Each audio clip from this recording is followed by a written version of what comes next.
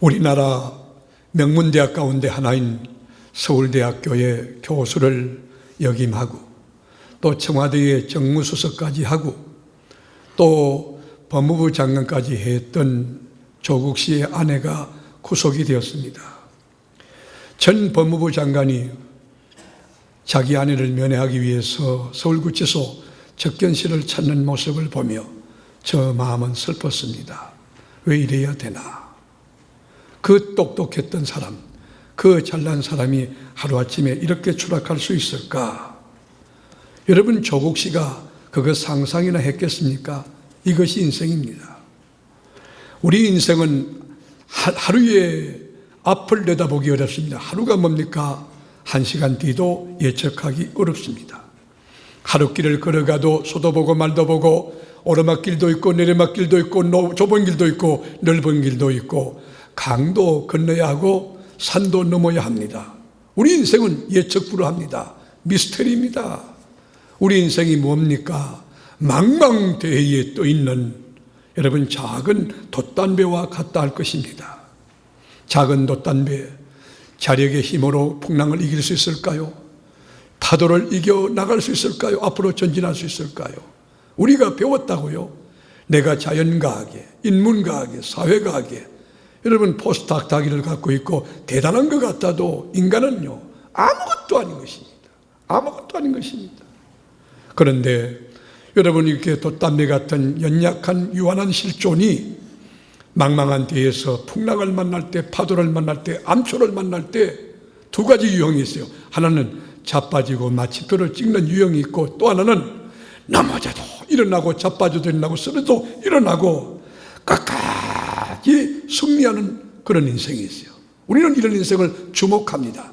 이런 인생을 가리켜서 잘 산 인생이라고, 명품 인생이라고, 그리고 특등 인생, 럭키한 인생, 형통한 인생이라고 이야기합니다. 여러분께 제가 묻습니다. 형통이 무엇일까요? 국어사전적으로 보면 모든 것이 자기가 원하는 대로 이루어지는 것, 성취하는 것, 그것이 형통이라고 정의할 수 있을 것입니다. 사업가는 사업에서 성공하고 싶다. 사업이 잘 되는 거예요. 대박이 나는 거예요. 직장에서 승진하고 싶다. 여러분, 직장에서 고위직으로 승진하는데 난스톱이에요. 초고속 승진이에요. 대인관계 원만하게 하고 싶다. 다 사람들이 그를 주목하고 신뢰하고 따르고 존경하는 거예요. 얼마나 보람이 있습니까? 얼마나 기쁩니까? 얼마나 귀한 일입니까? 세상 기준으로 이야기할 때 바로 형통이란 이런 것입니다. 얼마나 귀한 단어입니까? 가슴 뛰는 단어, 형통 아닙니까? 짧은 인생 살면서 만수무강하고 소원이 성취되고 성공 출세하고 자식들이 잘 되는 것 누가 원치 않겠습니까? 이건 인지상정이에요. 목사인 저도 그렇게 되기를 원하는 것입니다. 이게 보편적 상식 아니겠습니까? 그런데 한 가지 심각한 도전이 있습니다. 그리고 던져야 될 질문이 있습니다. 하나님의 자녀라고 하면, 적어도 천국의 시민이라고 하면 여기에 머물고 고민해야 합니다. 그것이 뭘까요? 성경이 말하는 형통이란 무엇인가 하는 질문입니다. 기독교적 형통이란 무엇이냐 하는 질문을 심각하게 던져야 된다고 생각합니다. 여기에 여러분 신학도인 저는 고민이 있습니다. 기독교의 형통은 육체적이지 않습니다. 육체적인 것만이 아닙니다. 현성학적인 것만 아닙니다. 제도적인 것만 아닙니다. 인간적인 것만 아닌 것입니다. 차원이 다릅니다. 방향이 다릅니다. 본질이 다릅니다. 내용이 다릅니다. 성경은 역설적입니다. 지는 것이 이기는 것이라고, 죽는 것이 사는 것이라고, 그리고 망하는 것이 흥하는 것이라고. 이 땅에서 잘 된다고 해서 하나님의 나라에서 정말 잘 되는 것일까요? 이 땅에서 성공 출세하고 떵떵거리는 것이 과연 영원한 예루살렘 새 땅에서 성공하고 형통한 것일까요? 그렇지 않습니다. 그렇다면 기독교가 말하는 형통, 성경이 말하는 형통, 이 형통이란 도대체 무엇인가? 그것은 하나님이 허락한 순례의 삶 가운데서 아버지 뜻을 이루어 나가는 것, 그것이 형통이에요. 아버지 나라를 확장하는 것, 하나님 영광을 돌리는 것, 그것이 형통이에요. 그게 신령한 형통이에요. 그게 신령한 가치인 것입니다.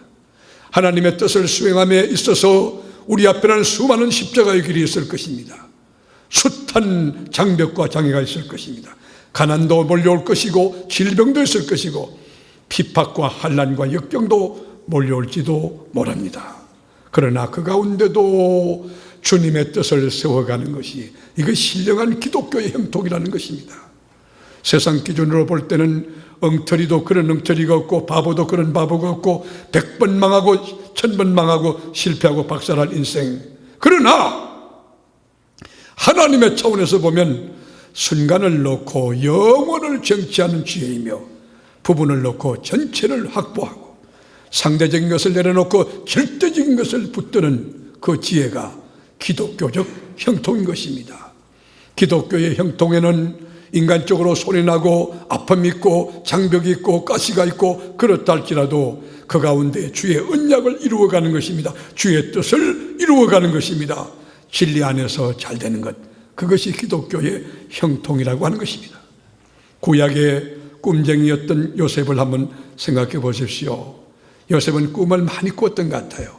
아마도 성령께서 그 영혼을 만지시고 또 성령이 충만하고 하나님과 깊은 교제 가운데 꾸었던 꿈이라고 생각됩니다. 해와 달과 별이 나타나 여러분 요셉에게 절을 합니다. 형님들의 곡식단이 여러분 이 요셉의 곡식단에 절을 합니다. 이 놀라운 꿈을 꾸었던 요셉이 여러분 입이 촉새예요.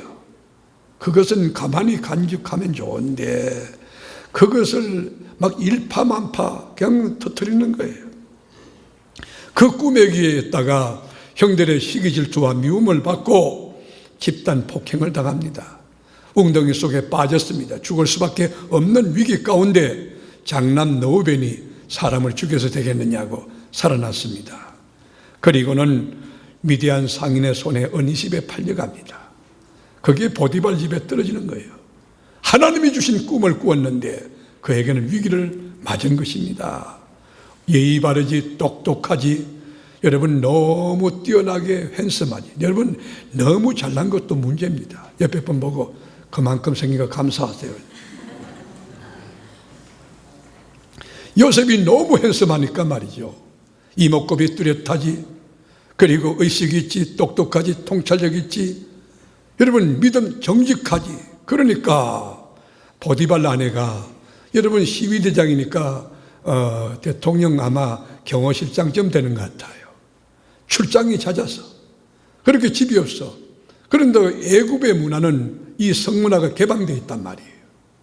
그런 컨텍스트 가운데서 보디발 아내가 유혹을 하는데 하나님이 두려워서 단호하게 거절하고 여러분 억울한 누명 쓰고 감옥에 들어갑니다. 얼마나 원통한 일입니까? 여러분 꿈을 키워보지 못한 젊은 생애가 꺾인 것입니다. 기구한 인생이 되었습니다.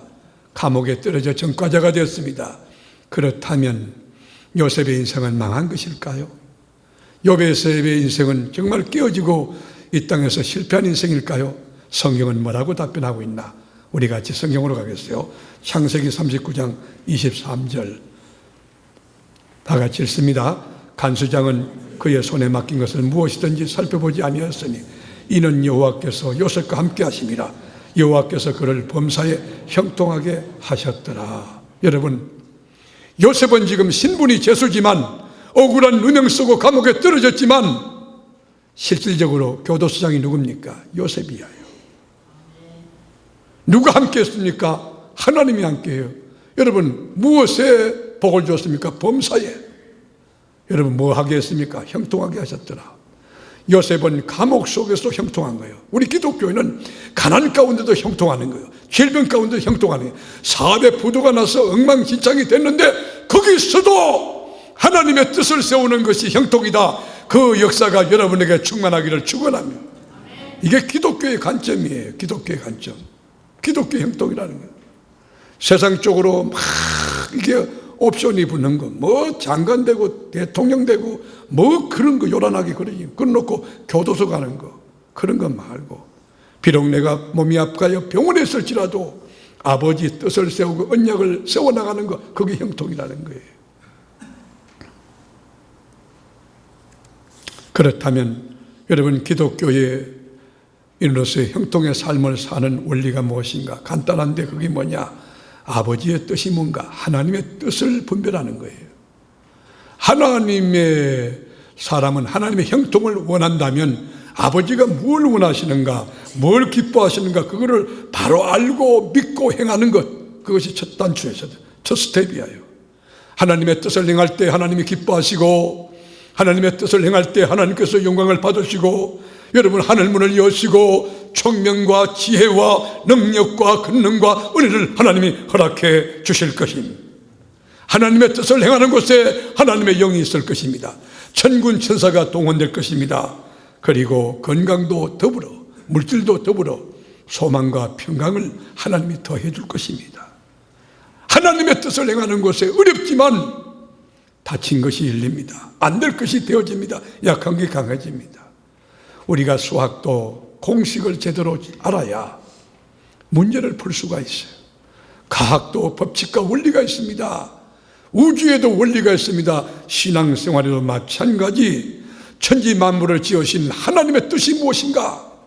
하나님이 무엇을 기뻐하는가? 나를 왜 만드셨는가? 왜 나를 이 땅에 보내셨는가? 왜 세계로 장로교회에 멤버십을 갖게 하셨는가? 왜 세계롭게 권사가 되게 했나? 장로가 되게 했나? 아버지 뜻을 분별하는 것이 여러분이 첫 번째 밟아야 될 스텝이에요.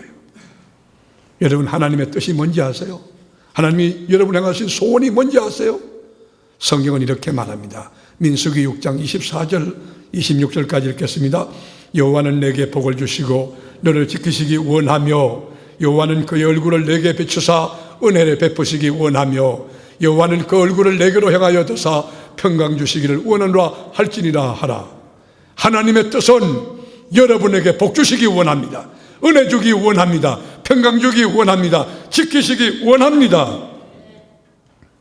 그런데 왜 예수 믿는 그리스도인이 형통하지 못하고, 왜 인생이 쭈그러지고 자빠지고 깨지고 자존감이 낮고 늘 불안하며 그렇게 살아가는가? 왜 공포와 두려움 가운데 사는가? 그 이유는 간단해요.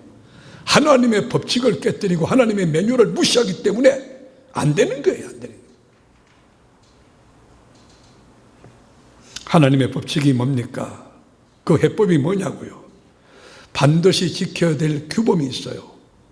하나님의 백성으로서 걸어가야 될 불변의 진리가 있다고요.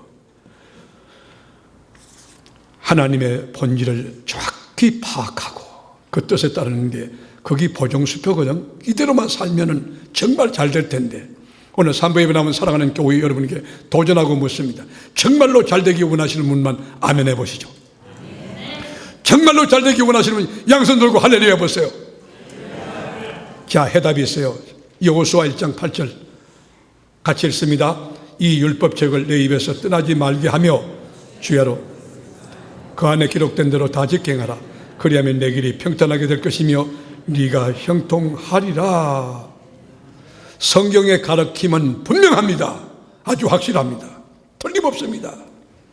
우리 인생의 내비게이션이 될 수 있는 하나님의 말씀, 나침반 같은 이 지도 같은 하나님의 말씀을 네 입에서 떠나지 말게 하며, 네 입에서 떠나지 않게 하려면 하나님 말씀은 얼마나 많이 읽었어야 하며 얼마나 많이 암송해야 되며, 그 말씀이 여러분 가운데 감겨 있어요. 말씀이 지배하는 거예요. 주야로 그것을 묵상한다. 묵상이라는 게 뭐예요? 여러분 말씀이 너무 감동이 돼서 소리내어서 엎조리는 거예요. 메디테이션, 여러분 메디테이션에서 이 메디신이라는 약이 나왔다고요. 하나님의 말씀을 주야로에 묵상하고 입에서 떠나는 거예요. 그러니까 제가 이래서 백옥준 장로님 그러면 그러지 말고 말씀이 나와요. 목장에 가서 목장장들하고 이야기할 때 인간적인 얘기하지 말고 하나님 말씀, 하나님의 말씀을 나눠도 부족한데 둘이 만나도 말씀을 나누고 셋이나도 말씀을 나누고, 우리 교회는 말씀이 풍성한 진리의 푸른 주장이 될 수 있기를 주의 이름으로 축원합니다. 말씀 가운데 길이 있다는 거죠. 말씀 가운데 형통이 있고 말씀 가운데 해법이 있다는 거죠. 천지창조 뭘로 했습니까? 하나님의 말씀이에요. 죽은 나사로 무엇으로 살아나요? 말씀으로 살아나요. 풍랑이는 바다가 잠잠해진 연고가 무엇입니까? 말씀으로. 바람아 잠잠하라, 파도야 고요하라. 잠잠해지는 거예요. 여러분 메소포타미아 최고 최대의 성읍이었던 니느웨의 성을 기억하십니까? 그는 엄난의 도시였습니다. 마술의 도시였으며 우상 숭배의 도시였습니다. 그 메카가, 그 우상의 메카가 어떻게 무너졌나요? 요나 한 사람이 복음을 들고 말씀을 들고 외칠 때에 그 성이 무너졌어요. 말씀이 가는 곳에 어둠이 떠납니다. 말씀이 가는 곳에 실패가 멈춥니다. 말씀이 가는 곳에 불안과 방황이 멈춰집니다. 말씀이 있는 가정이 되어서 여러분 가정에 이 평강이 진리대로 있게 되기를 축원합니다. 성경은 말합니다. 시편 1편 2절부터 3절. 오직 여호와의 율법을 절구하여 그의 율법을 주야로 묵상하는도다.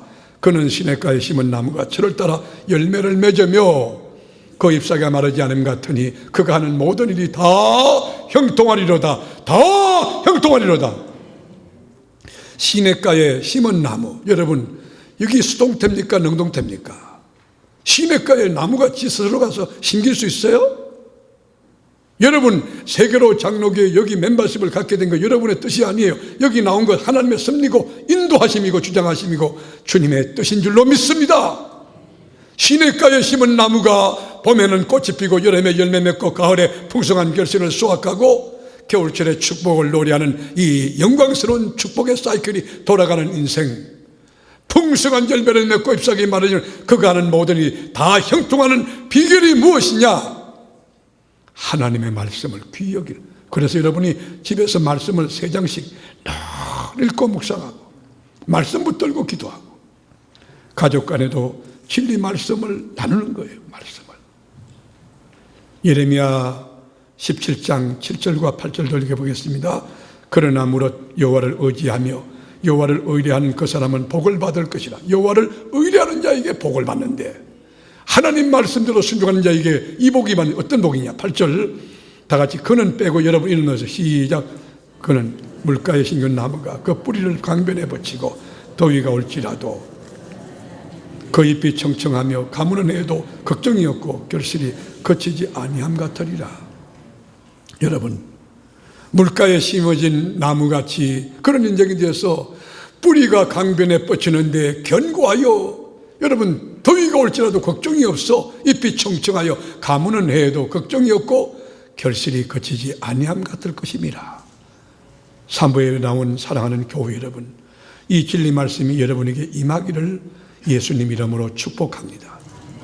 하나님의 법칙, 여러분 이 매뉴얼이 그 법칙의 첫 번째는 뭐냐?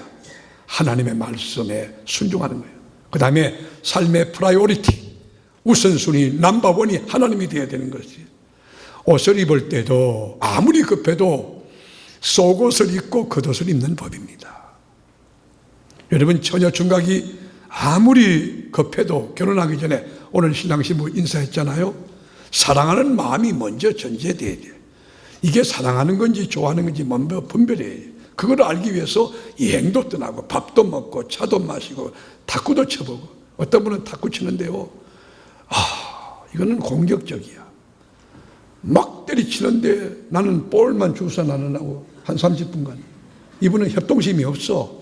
그런 남편하고 결혼하면 1년 30년 동안 전쟁가 다 끝나는 거예요. 아무리 급해도 우선순위가 있다고요. 양가 어른들 뵙고 말씀드리는 것도 있고 약혼식도 있고 그렇죠. 마찬가지 우리 신앙생활에도 우선순위가 있어요. 우선순위. 우리가 마태복음 6장 33절에 보면 그러므로 너희는 먼저 그의 나라와 그의 의를 구하라. 그리하면 이 모든 것을 더하여 주시리라. 이 모든 것을 더하여 주시리라. 우선순위가 바로 되고 하나님과 바른 관계 맺고 있으면 나머지는 주님이 알아서 붙여주는 역사, 더해주는 역사, 곱해주는 역사가 있을 줄로 믿습니다.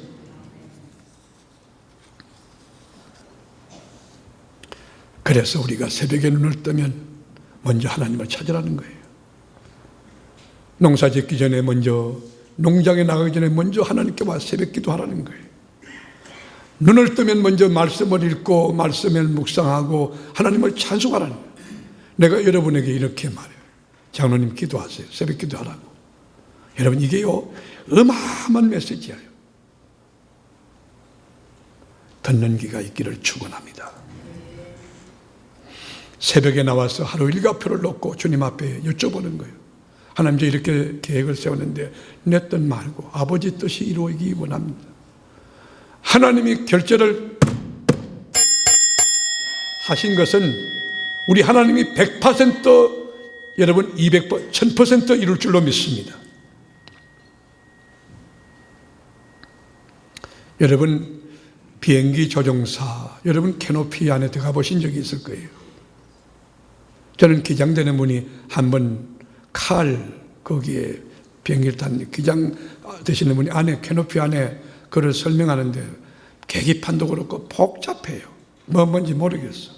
그러나 저는 분명한 거 한 가지 있다고 믿었어요. 나는 그거 알 거 없어요.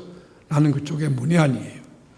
아마 이 비행기를 타고 몰고 아프리카나 유럽이나 저 아시아권을 날아간다 할지라도 저는 먼저 조종사가 알아야 될 것 있다고 봐요. 엔진 점검이에요. 기름이 제대로 있나 오일 점검이에요. 마찬가지로 하나님을 경외하는 모든 그리스도인들은 삶의 우선순위가 바로 되어야 형통한 삶을 살 수 있습니다. 하나님의 도우심을 입을 수 있습니다. 하나님의 역사를 경험할 수 있습니다. 우선순위 하나님께 두는 자는 생명과 기쁨과 승리와 형통이 보장될 줄로 믿습니다. 시간도 먼저 하나님께 드려야 합니다. 물질도 하나님께 먼저 드려야 합니다. 그리고 재능도 하나님께 먼저 드려야 됩니다. 내 삶도 하나님께 먼저 드려야 됩니다. 우리 가정도 하나님께 먼저 드립니다. 그런 자에게 나머지는 더하여 주는 역사가 성서적으로 일어난다는 것이죠. 이 삶을 사는 지혜로운 우리 가족들 되기를 예수 이름으로 축원합니다.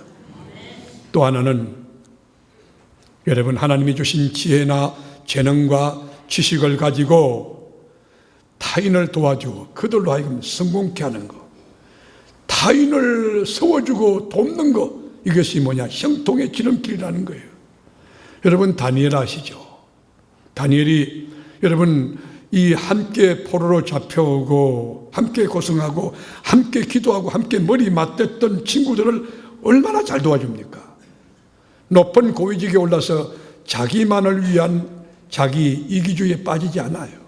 이타적으로 남을 위하여 포유 모든 자를 위하여. 나는 우리 교회가 존재하는 이유가 우리 교회는 우리 교회 이기주의, 그런 교회가 크지만 그런 이기적인 교회 많아요. 그러면 안 됩니다. 연약한 모든 교회를 돌아보아 우리 교회가 존재하는 까닭에 미자리 교회나 농촌교회나 어촌교회나 여러분 지하실 교회나 임대 이천교회나 위로 오는 그 좋은 이웃교회, 작은 주님의 교회가 되어야 우리 주님께서 우리 교회를 더 크게 축복할 줄로 믿습니다. 다니엘 어떻게 살았나요? 성경에 보겠어요. 다니엘서 2장 49절 시작. 왕이 또 다니엘의 요구대로 사드락과 메삭과 아벳노고를 세워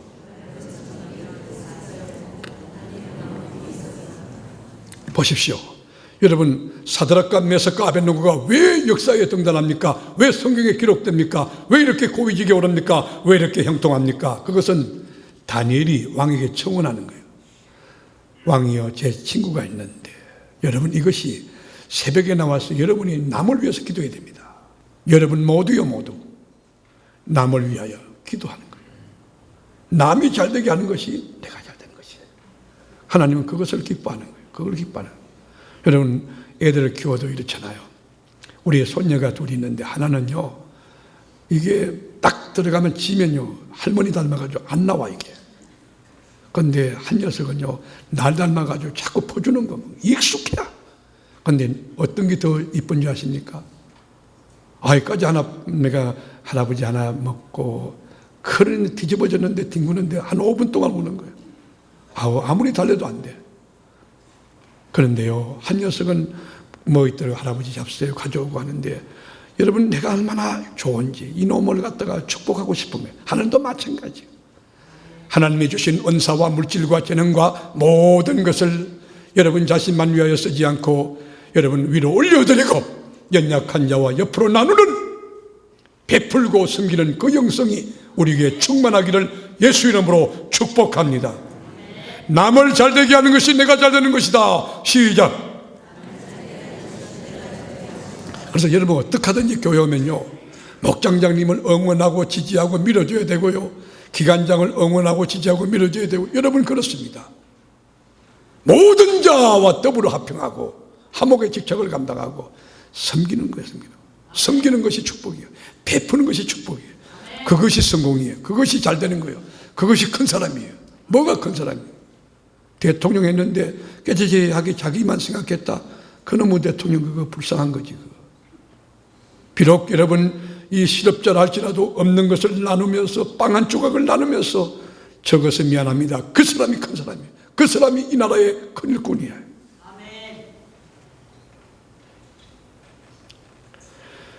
여러분, 다니엘을 망가뜨렸던 사람 어떨까요? 다니엘 저거 죽여야 된다고 조소하고 비난하고 그 다음에 고소하고 고발하고 그런 사람 어떨까요? 한번 보겠습니다. 그 사람을 다니엘을 무너뜨린 사람은 어떻게 되나? 다니엘서 6장 24절 왕이 말하여 다니엘을 참소한 사람들을 끌어오게 하고 그들을 그들의 시들과 함께 사족에 던져넣게 하였더니 그들이 굴바닥에 닿기도 전에 사자들이 그들을 움켜서 그 뼈까지 부서뜨렸더라. 그렇습니다. 성경의 정언입니다. 다니엘을 모함하고 죽이려 하고 망하려 했던 그 사람은 여러분 사자굴 속에 떨어져서 닿기 전에 뼈까지 다 부서졌다는 거예요. 우리는 기억해야 합니다. 우리가 성공했을 때 나를 도왔던 사람, 그리고 연약한 사람, 내가 또 도울 사람이 누군가 리스트를 작성해 놓고 차근차근 제가 어렵게 노회를 마치고 우리 노회에 공로 목사님이 위급한 상황이에요. 거기를 찾아갔어요. 쟁쟁했던 분이, 그렇게 펄펄했던 그 어른이 일어나질 못하시는 거예요. 손을 꼭 잡아드렸어요. 목사님 수고 많이 하셨습니다. 하나님의 나라에 상급이 있을 겁니다. 저희들 위해 기도해 주세요. 제가 조용히 손잡고 기도해 드렸어요. 그리고 시찰 경리에 가장 가난한 교회, 가장 어려운 교회가 어느 교회인가를 제가 파악을 지시했습니다. 제가 찾아갈 것입니다. 여러분, 축복이 무엇입니까? 나눔입니다. 영광이 무엇입니까? 나눔입니다. 하나님이 물질로 형통케 하셨습니까? 물질로 섬겨야 될 소외계층이 여러분 주변에 있다는 것을 기억해야 됩니다. 권력이 왔습니까? 지위가 왔습니까? 여러분 갖고 있는 지식을 통하여, 지혜를 통하여 상담하고 그들의 손을 잡아주고 어떻게 하든지 그들을 일으키는 것이, 우리 교회는 하나도 소외계층이 없는, 소외감이 없는 그런 행복한 따뜻한 교회가 되기를 주님의 이름으로 당부합니다. 자, 이렇게 하나님의 말씀을 삶에 적용하고 하나님 신뢰하고 하나님께 우선순위를 두며 모든 자와 더불어 합병하고 남을 잘되게 하려던 다니엘은 어떤 사람이 되었을까? 오늘 본문입니다. 다 같이 다니엘서 6장 28절 오늘 본문을 읽겠습니다. 28절 오늘 본문. 이 다니엘이 다리오 왕의 시대와 바사 사람 고레스 왕의 시대에 형통하였더라. 뭘 했다고? 여러분, 21세기의 이 다니엘은 누굽니까? 누구의 상징이며 누구의 모습일까요? 바로 우리 아닐까요? 여러분, 이 다니엘은 다리오 왕의 시대뿐 아니고 바사 사람 고레스 왕의 시대까지 역사를 뛰어넘어, 왕권을 뛰어넘어 형통한 사람 되었어요. 이 주인공이 우리가 돼야 되지. 다니엘만 아니라 나도 거기 될 수 있다는 것을 인정하고 믿으셔야지. 그 주인공 되기를 축복합니다. 비록 바벨론의 포로로 잡혀갔지만 형통한 자 되었고, 바벨론 왕의 눈이 들어 궁중교육, 엘리트 교육을 받고 쭉쭉쭉쭉 성장해가는 축복의 모델, 아웃스탠딩에 빼어난 탁월한 그 인물 다윗은 되었어요. 여러분, 그러나 다니엘이요, 잘 될 때 위기가 왔어요. 잘 될 때 기억해야 됩니다. 다니엘이 포로 잡혀갔다가 바벨론의 총리가 됐는데 하나님이 주신 지혜가 막 너무 출중하니까 모든 사람이 시기 질투하는 거예요. 어디 노예 출신이 말이야, 120 방백을 다스리고 그 총리 가운데 수총리가 되고 이런 수가 어디 있나. 우리나라가 대국인데 말이죠. 여러분, 잘 될 때 조심해야 됩니다. 잘 될 때. 여러분, 산도 봐요. 등산할 때 조심할 게 한 가지 있는데, 올라갈 때는 어떻게 하든지 막 길을 쓰든지 힘을 쓰든지 올라갑니다. 내려올 때가 문제예요. 제가 한번 어딘가 모르겠는데 올라갔는데 우리 권사님이 목사님 저도 올라왔는데요. 자꾸 그러셔서 알았습니다. 일을 써서 아주 힘을 써서 올라가긴 올라가는데 내려올 때 못 올라가요. 그래서 그 바위 있는데 주저앉았어요. 장로님이 목사님, 그런데 여러분 올라가는 것보다도 내려오는 것이 힘들어요. 여러분 고위직에 오른 사람, 성공한 사람들은 뇌물도 있습니다. 막 존경한다 그러고 막 이렇게 박수를 치고 그거 위험한 겁니다. 하나님의 소리를 듣는 영의 기만 있기를 축원합니다. 자, 그러나 다니엘은요, 이런 위기 가운데 어떻게 했을까? 다니엘서 6장 10절에 보면 다니엘이 이 조세의 왕의 도장이 찍힌 것을 알고도 자기 집에 돌아가서는 윗방에 올라가 예루살렘으로 향한 창문을 열고 전에 하던 대로, 뭐 하던 대로? 이게 뭐야? 습관이야, 습관. 그 다음에 뭐 했어요? 하루 3번씩 무릎 꿇고 기도하였더라. 우선순위를 하나님께 두었다는 거예요. 여러분, 기도하는 것이 여러분의 삶이 되고 습관, 몸에 배워야 돼요. 영으로, 마음으로, 무시로 기도하여 차를 타도 기도하고 뭐든지 작든 크든 기도하는 거. 여러분, 새벽에 나와 기도할 때 가장 하나님의 역사가 넘칠 거예요. 공동체가 모여서 교회에 기도할 때, 여러분 공동체가 모여서 가정을 놓고 기도할 때, 우리가 모여가지고 가정 자녀를 위해 기도할 때 하나님이 들으실 거예요. 다니엘은요, 뭐뭐 때문에, 여러분 그런 거 아니에요. 이런 상황 가운데 인스파이트하고 그런 상황 가운데도 늘 감사, 늘 기도, 수총리가 돼도 그럼에도 불구하고 기도, 늘 기도. 그런데 결론이 어떻게 될까요? 이제 다니엘은 죽어야 돼요. 참소당했어요. 여러분, 메대의 바세에 변개치 않는 법령에 이미 이 고태를 때렸어요. 그런데 진짜 망했을까요? 다니엘서 6장 22절, 나의 하나님이 이미 그의 천사를 보내어 사절에 입을 봉하셨으므로 사절이 나를 상해하지 못하였사오니 이는 나의 무지함이 그 앞에 명백함이 오니 또 왕이여 나는 왕에게 해를 끼치지 아니하였나이다 하리니. 여러분, 비록 억울한 가운데 사자굴 속에 떨어져도 하나님의 말씀을 딱 붙들고 언약 가운데 서 있고 우선순위를 주님 앞에 두며 기도하는 다니엘은 사자굴 속에서도 하나님의 보호와 인도와 형통이 일어납니다. 다리오 왕이 여러분 다니엘을 참소한 자들을 적각 사형에 처하여 전부 사자굴 속에 집어넣었을 때에, 그럴 때에 발이 땅에 닿기 전에 뼈가 다 부서지고 사자가 다 해치웠어요. 여러분, 그뿐입니까? 여러분, 느부갓네살 왕 신상을 만들어 놓고 거기에 우상 숭배할 때에 아니라고, 나는 오직 한 분 하나님밖에는 경외치 않는다고, 다른 것 전부 우상 숭배라고 할 수 없다고 여러분 철하지 않았을 때 사드락과 메삭과 아벳느고와 함께 풀무불에 떨어져요. 사드락과 메삭과 아벳느고가 결박한 채로 풀무불에 떨어졌는데 그들이 죽었을까요? 정말 죽었을까요? 우리 한번 볼까요? 다니엘서 3장 27절, 총독과 지사와 행정관과 왕의 모사들이 모여 이 사람들을 본 적 불이 능히 그들의 몸을 해하지 못하였고 머리털도 거슬리지 아니하였고 겉옷빛도 변하지 아니하였고 불탄 냄새도 없었더라. 여러분, 하나님의 뜻대로 사는 자가 경험하는 형통이란 무엇인가? 감옥에 떨어져도, 7배나 뜨거운 영광로 속에 떨어져도 하나님이 보호하사 형통케 하는 역사, 이 놀라운, 우리 그리스도인만이 경험할 수 있는 이 놀라운 비밀, 나의 것이 되고 여러분 것이 되고 우리 세계로 장로교의 것이 될 수 있기를 주님의 이름으로 축원합니다. 도전합니다. 예적 불허한 총체적으로 변하는 이 시대를 어떻게 살 것이냐? 우리에게 어떤 모델이 주어졌냐? 다니엘과 같이 시대와 역사와 상황을 뛰어넘고 형통한 삶을 살 수 있는 비결이 무엇일까? 사자굴 속에 떨어지도 여러분 기죽지 않고, 그리고 망하지 않고 죽지 않고 살아나는 하나님의 형통. 비록 여러분 감옥 속에 떨어져도 여러분 그 모든 전권을 쥐고 하나님께서 함께하여 형통케 하는 그 역사.